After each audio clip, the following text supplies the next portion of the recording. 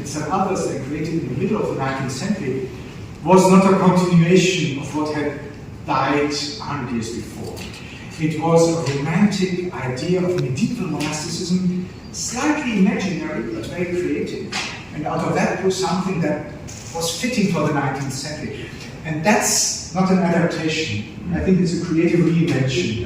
And that's really what I think sometimes has to happen. We have to allow this to happen too.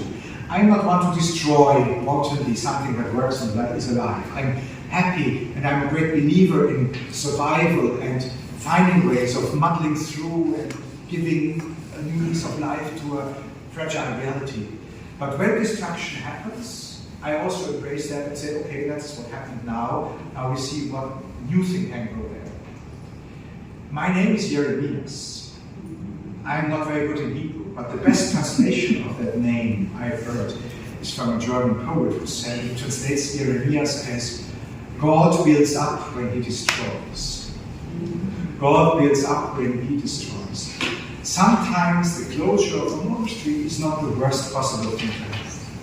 The worst possible thing to happen is if a monastery withers away painfully and with people who can't decide on their fate anymore and they are just victims and it's all misery and not done well. Even the closure of the monastery is a challenge, it's a task to take it to hand and say, we are not going to be able to survive this community here, but we will make sure each one of us lives his or her vows until the last day.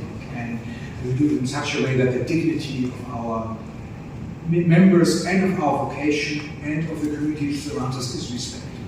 That's also a task of transformation that sometimes is necessary. Sometimes